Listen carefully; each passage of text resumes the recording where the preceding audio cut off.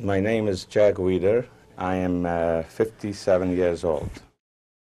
I was born in the town named Bochkov. It was on the border between Romania and Hungary. We were a family which we were 11 children. My father and mother were very religious. We lived happily. And in those days, in turn, we were a well-to-do family. We were well-sustained, self-sustained. We didn't have to live on too poorly, let's put it that way. We basically got along very well with all. My father was very well known in our town. He was very respected by others. You were kept so busy with going between two schools, you know. In the morning we were going to the regular school, which it was on the Czech rules. We went to Czechoslovakian school, and then when the Hungarians came in, we went to the Hungarian school, and then in the afternoon, from 3 until 8 o'clock at night, you went to the Jewish schools, to the Jewish religion school, which is called WIEDER.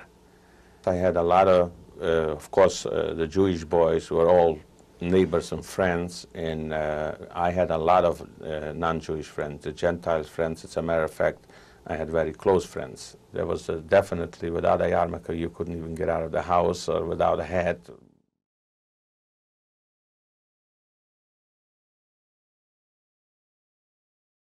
In 1939, we suddenly saw Polish, thousands and thousands of people were going through our town towards Hungary, because I didn't know why. They said there's a war, but I didn't know why. But then I found out the reason they left were because the Russians, you know, were marching, and they were the ones who were against the Russians. In 1941 or 42, then they started to send people away who were, they said, were not born in this town where I lived. There were some people who tried to help. They were scared, you know, because they were told in case they were trying to help somebody and they get caught, they would pay dearly for it. You could see things happening.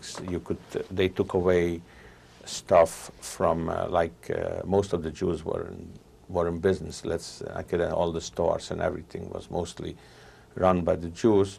Scrutinized a little more. They were watched, and they would look for any problem they can put on them, so they did. Like I said, in 1943, they called up a lot of able-bodied people to a particular working army. It's called the munkaszolgálat in Hungarian. And they took my father in, and they also took my older brother in.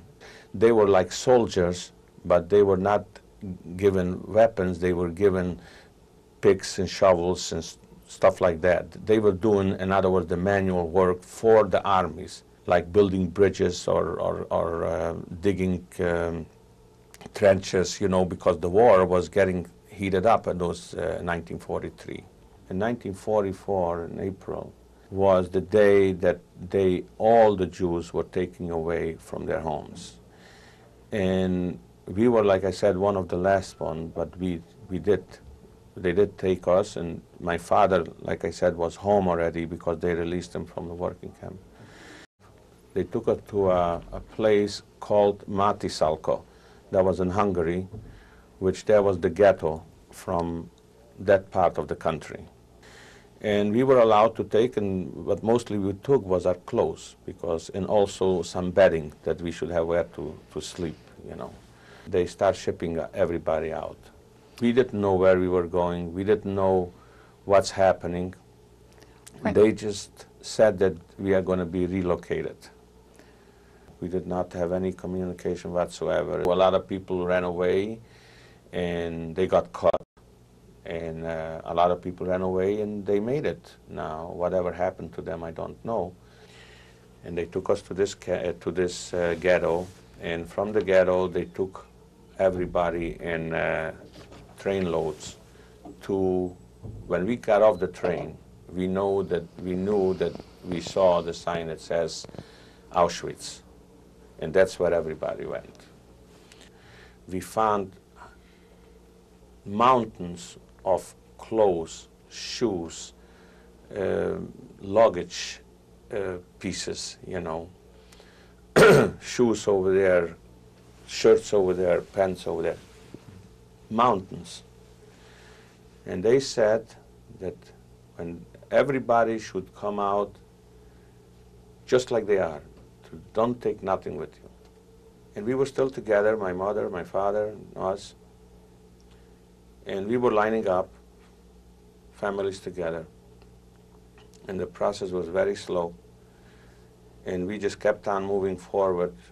And we saw that people are going, a lot of people going to the right, a lot of people going to the left.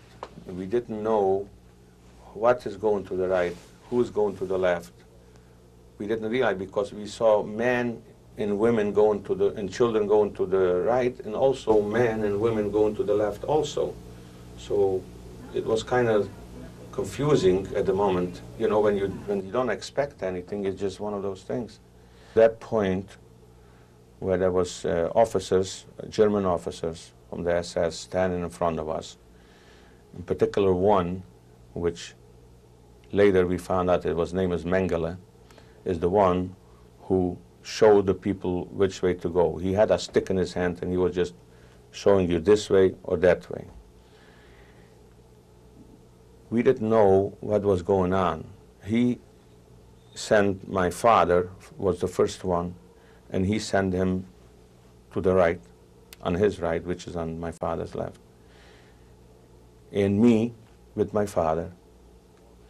My mother and the small kids, they all was holding on to her, you know, to her dress,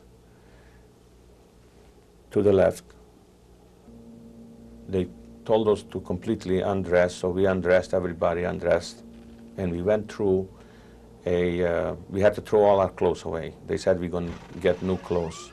So after we got in a place where they first of all, they completely took off our hair from everything, from the head, from under the arm, every place. And then they were sending us into a shower, which it was a mass shower. It was maybe 100 people in one time went in. And we bathed, and when we came out from the shower, we was waiting for us that clothes with the stripes on, you know. Then they took us into blocks, and they put us, all the men together. So everybody was sleeping, let's say, maybe 200 people in a block. And we started asking questions about that, and they told us that they are burning the clothes what we brought with us, and the shoes, and all those items what we brought with us from home. We still didn't know at that time that they were, maybe the smell and the flames are from my parents, or from my mother, or for my sisters and brothers. We couldn't believe it, we didn't. It was a barbed wire fence all the way around. There is no place you could have gone. After the 8 days we were there, we knew what was happening already. Other people said that this is the crematorium and this is where people are being burned to death. Crematoriums in Dachau also. After that, they shipped us out again to a working camp, which it wasn't far from Dachau. It was called Landsberg. Kaufering. Landsberg was the town, and Kaufering was the concentration camp where we stayed. We worked for a underground, where they were making cement, underground factory, a big, large factory underground. It's called the Müllkommando. They took groups from that camp, and they were using them to clean up from bomb shelters, bomb buildings that were bombed during the war. We used to clean up like train stations, civil service stations, streets. You know, they used to bomb the streets, the buildings, and they used to cave in on the streets. So our job was to take all the debris off the streets. From there, they moved us to Landshut, which is, I don't know how far it was from one place to another, but it was in a different camp. And we were doing a lot of digging there. They were building factories. We used to clear out a whole forest. So they moved us back in the beginning of 1945. They start moving us back to Dachau. I knew that if somebody died, they took him out. There was a place where they laid all the dead corpses. My father was 956, the number, and I was 955, so I had to go see it. So I went there, and what they were doing is put a tag on the big toe of the foot to the dead person with his number, because there's no names, only a number. And I started, the corpses were covered up, and I started to look to see if I can find his number, and I did find his number. So then I uncovered him, and I saw that was the end of him. Suddenly, I was alone. It was the end. And as we were leaving the town, they gathered us together. There was little boys, 12, 13, 14 years, with the German Hitlerjugend uniforms on, and they had guns and everything. We were helpless people anyway. Me and another guy who was a Polish from Poland. And we got into a barn. And in the barn was cows, oxes, cows, whatever they were. And the only thing that saved us was those cows. We went together and we laid on them, and the heat from the cows kept us enough warm so we wouldn't freeze to death. The next morning, we heard the Germans were saying that the war is over and the Americans are coming this way. When I really saw the American soldiers, which it happened to be all black brigade, the whole army was a black brigade army, and me as a young boy, not knowing, we never saw black people before, except in films. You thought that this is all Americans, that this is America. You heard about America, how good it is and how rich they are and everything, but you never knew the making of it. But those people, those soldiers, were so wonderful to us. They picked us up like children. They took us in ambulances. They gave us food, and they gave us cigarettes, chewing gum. We never saw chewing gum in our life before. And I happened to be taken into the hospital later on. I don't know if it was the same day or the next day. I was very much doped up with all kinds of medicines. And I looked at my leg and I saw my toes, and I was still moving my toes. So I knew that it didn't cut off my leg. So at that point, I really got to have more courage to go on, because I really didn't know if anybody survived from my family. We were a big family, 13 people. I said to myself, if nothing else, I have to carry on the name.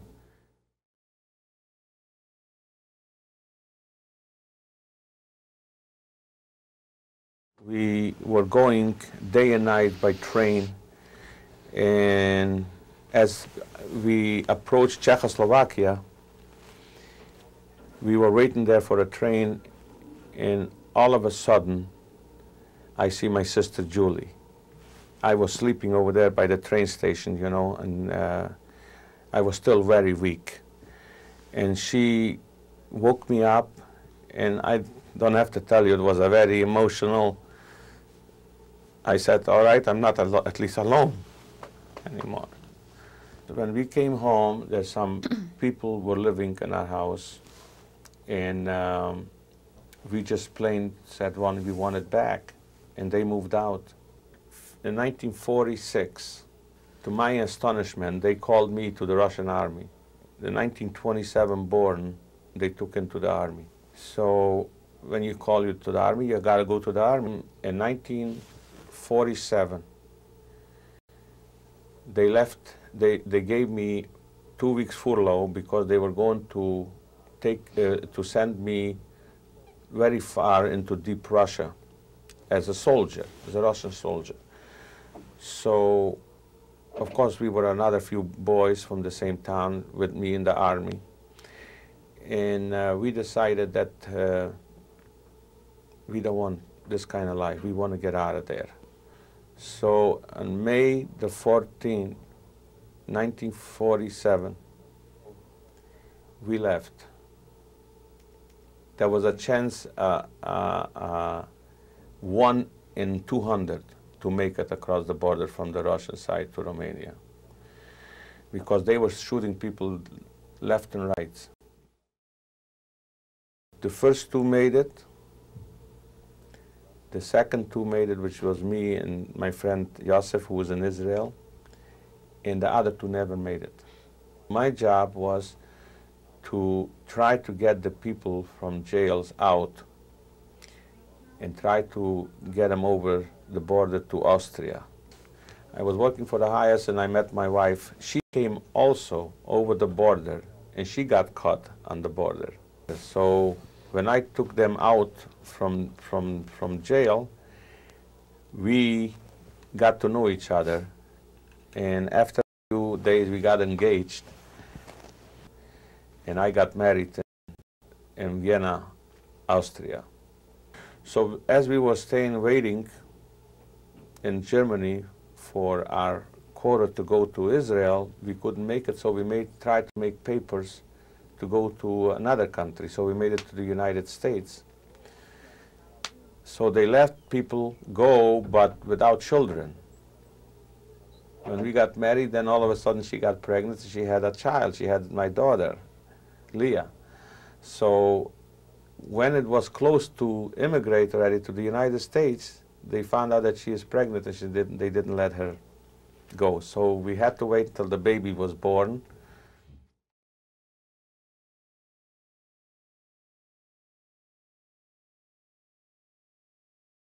In 1950, we immigrated to the United States on quotas, you know, Czechoslovakian quotas, Hungarian quotas they had. We arrived to New York City on a ship, and that's where we came the first when we put our foot down on the United States soil was in New York. Julia immigrated to the United States about 6 months before me. And she came to Cleveland direct because my brother-in-law had an uncle here in Cleveland from before the war, and he sponsored him. He took him out with, of course, with my sister, his wife. So we came to Cleveland in 1951 with nothing. I mean, we lived by my sister for a few days until we got some money together, and I started to work. And thanks God, from then on, it was nothing but uphill for us. It was terrific. I made a good life for ourselves. We had 3 more children in Cleveland. I'm in business for the past 18 years on my own. We live in a beautiful home in Beechwood. I send my kids to college. My daughter went to college. I really couldn't talk about it myself for the longest of times. And it's a matter of fact, my wife never knew my experiences. My kids grew up and they never knew my experiences. I felt I didn't want to burden them with my problems. My daughter Lee, she was very much interested for my background because when we came home after the war, my sister found a ring for my mother, which it was her engagement ring when she got engaged to my father. And my sister gave this ring when my daughter was 16, got to be 16. She says, this was my mother's, our mother. She says, you are named after our mother. I want you to have it. then she started asking these questions. We owe to our children to remember that they should never let this happen. But in the years where I was here in the United States, in realizing what a great country it is, I don't know how people could let something like that happen. I can't believe that people didn't know what was going on. It's just impossible. It's not 100 people. You're talking about 200 people. You're talking about 6 million, plus another over 20 million non-Jews which perished in those wars. That life is precious too, and not to hurt one another. And I just hope that the world will once and for all come to grasp how important it is to cooperate with each other and to understand each other instead of killing each other.